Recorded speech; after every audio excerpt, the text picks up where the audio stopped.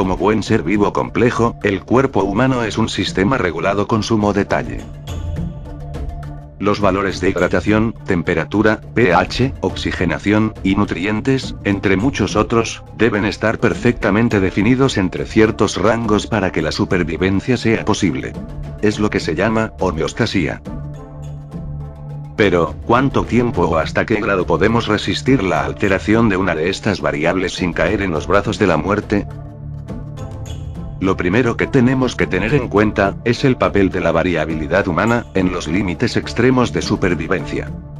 Las alteraciones significativas de las variables internas, como pueden ser pH, nivel de oxigenación de tejidos, temperatura, nutrientes, entre otros, van a suponer la muerte independientemente de la persona de la que se trate.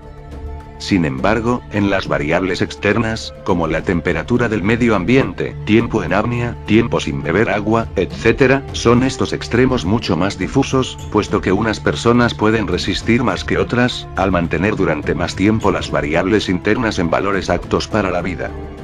Eso sí, en el momento en que las variables internas se escapan de cualquier control, y llegan a ciertos límites, se acabó todo. A continuación, detallaré cuáles son algunos de los límites más importantes del cuerpo humano, tanto internos como externos. Los límites internos extremos del cuerpo humano. Hay distintos factores que determinan ciertos límites. Los extremos de temperatura. La temperatura normal del cuerpo humano oscila entre los 36 y 37,5 grados. El ser humano resiste mucho mejor descensos en su temperatura, que aumentos, y la explicación es muy sencilla. Mientras que un descenso significativo de la temperatura va provocando un enlentecimiento de las funciones celulares que puede sobrellevarse medianamente, una temperatura de 43 grados, o superior, provoca la muerte por desnaturalización de proteínas, que dejan de tener su forma normal y pierden su función. De esta manera, mientras somos capaces de resistir una temperatura interna extrema de 24 grados, tan solo podemos llegar a aguantar 43 o 46 grados, en casos muy raros. Los extremos de los niveles de glucosa. El azúcar simple, llamado glucosa, es el principal nutriente de todas las células del cuerpo humano.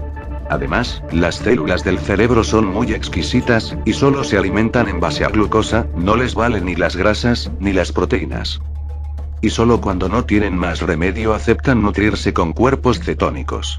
Por esta razón, los niveles de glucosa en sangre deben estar entre ciertos rangos para asegurarse que cada célula reciba su aporte necesario, especialmente el exigente cerebro. Los niveles normales de glucosa en sangre oscilan entre 60 y 120 miligramos por decilitro. Toleramos muy bien niveles elevados de glucosa en sangre a corto plazo, pero somos incapaces de aguantar valores bajos de glucosa. De esta manera, podemos tolerar cualquier valor brutal de glucosa en sangre a corto plazo, quizás hasta muy por encima de 300 miligramos por decilitro, pero no podemos aguantar valores de glucosa por debajo de 30 miligramos por decilitro, porque significaría que el cerebro no recibiría suficiente glucosa, y nos moriríamos por inanición cerebral. Los cuerpos cetónicos, que son el sustituyente de emergencia de la glucosa, solo empiezan a producirse cuando el ser humano lleva varios días sin comer, aproximadamente de 3 a 5 días. Así que sí, de forma brusca, si se produce un nivel bajo de glucosa en sangre, no hay tiempo para producir cuerpos cetónicos, y se produce la muerte. Esto puede ocurrir, por ejemplo, por una administración de una dosis brutal de insulina. Los extremos de oxigenación. El oxígeno resulta tan importante o más para las células como la glucosa, pues todas ellas necesitan de esta molécula para llevar a cabo el proceso de respiración celular. Por eso mismo, nuestra tolerancia hacia su déficit es mínimo.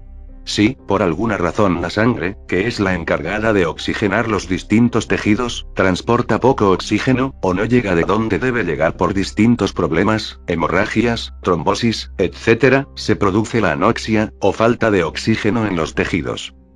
El tejido que menos tolera la anoxia es, nuevamente, el cerebro.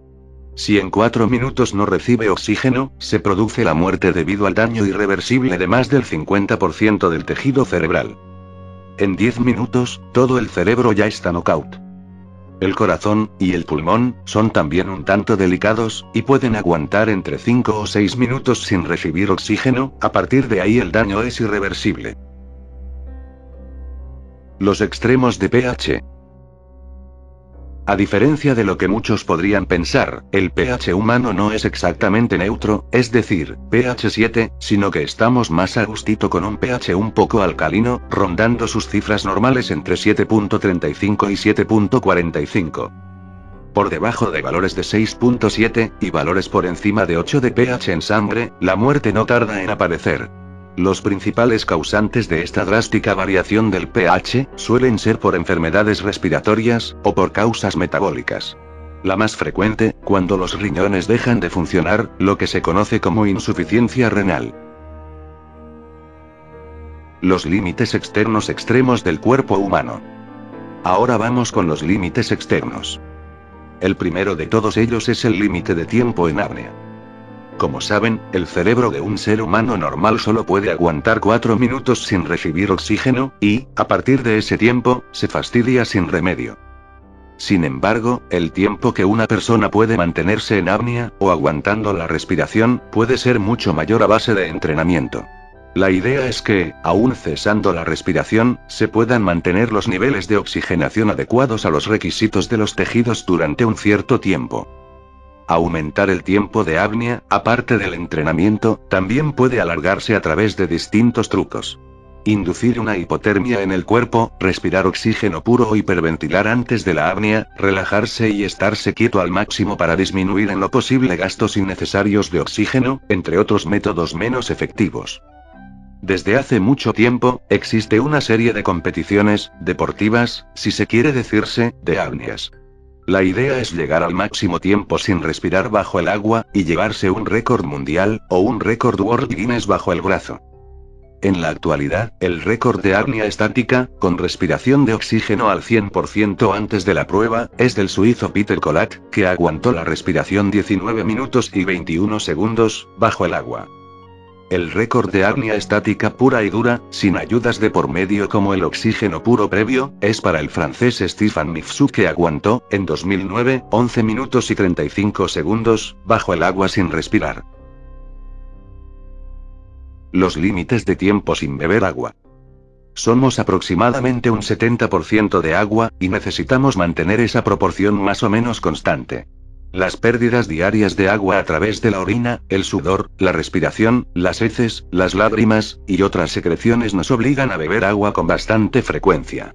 De esta forma, cuanto mayores sean las pérdidas de agua, mayor será la cantidad de agua que tengamos que beber. ¿Cuál es el tiempo normal que puede estar una persona sin beber agua? Una persona corriente puede aguantar en torno de 3 a 5 días sin beber ni gota a temperatura normal, y con una baja cantidad de ejercicio físico. Afortunadamente, aquí no tenemos récords oficiales de tiempo sin beber agua como con la apnea, así que es difícil saber cuánto es a lo máximo a lo que ha podido llegar un ser humano. Lo que sí que se sabe es que en condiciones especiales, con el mínimo ejercicio físico y un ambiente frío, se puede aguantar más de 10 días. Los límites de tiempo sin tomar alimentos. En comparación con nuestras necesidades de agua, nuestros requisitos alimentarios son menos exigentes. El cuerpo humano posee un refinado mecanismo de supervivencia en un ayuno prolongado. En la primera etapa del ayuno, predomina el metabolismo de hidratos de carbono, que consiste en consumir glucosa directamente, y, cuando se agota esta, se produce glucosa a partir del glucógeno almacenado en el hígado. En la segunda etapa del ayuno, las reservas de hidratos de carbono van descendiendo poco a poco, y el metabolismo de las grasas es entonces el predominante, quemándose las reservas existentes. Cuando el ayuno ya es muy importante, y estamos llegando a su tercera etapa, echamos mano de las proteínas para nutrirnos. Se trata, sin duda, de una opción desesperada, pues las proteínas nos son de más utilidad como componentes de nuestro cuerpo que como nutrientes. No son pocos los estudios clínicos que se han realizado para comprobar cuál es la resistencia normal que tiene el cuerpo humano ante el ayuno. Para garantizar la seguridad en estos estudios, además de administrar agua a los sujetos, también se les daban minerales y vitaminas.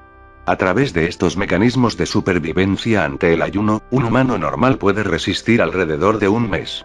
Aquellos más obesos, al disponer de una reserva grasa mucho mayor, pueden aguantar más tiempo sin comer, llegando a sobrevivir varios meses en el mejor de los casos.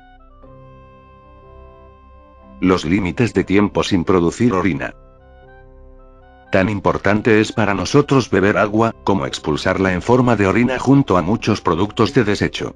De no ser por la capacidad detoxificadora de nuestros riñones y en menor parte de nuestro hígado, nuestra sangre se volvería tóxica para nosotros mismos en cuestión de poco tiempo. Eso lo saben muy bien aquellos pacientes cuyos riñones no funcionan, y deben ir a diálisis. Un proceso de detoxificación de la sangre a través de una máquina que hace de riñón artificial o a través del peritoneo, con una frecuencia diaria. ¿Cuánto tiempo podríamos sobrevivir sin riñones funcionales antes de que nuestra sangre se volviera intolerable por su alta concentración de productos de desecho? Nuevamente, va a depender del tipo de persona, y de la dieta que consuma. Pero, normalmente, una persona puede sobrevivir como máximo entre 7 y 12 días sin sus preciados riñones. Más allá de ese tiempo, la retención bestial de agua, la acumulación de compuestos ácidos, derivados nitrogenados, y otros productos del metabolismo proteico, y tóxicos, provocan un fallo multiorgánico, que es la forma suave de decir que todos o casi todos los sistemas, aparatos y órganos en el cuerpo humano, se van a la lona, y que finalmente producen la muerte. Y bien, esos son los límites que una persona saludable, en condiciones medianamente favorables y no muy angustiosas, soportaría antes de llegar a una fatídica y trágica muerte. Si te gustó el video, no dudes en suscribirte para estar al tanto de mis nuevos proyectos. Deja un hermoso like aquí abajo, y por qué no, comenta qué te pareció esta nueva producción. Nos veremos pronto.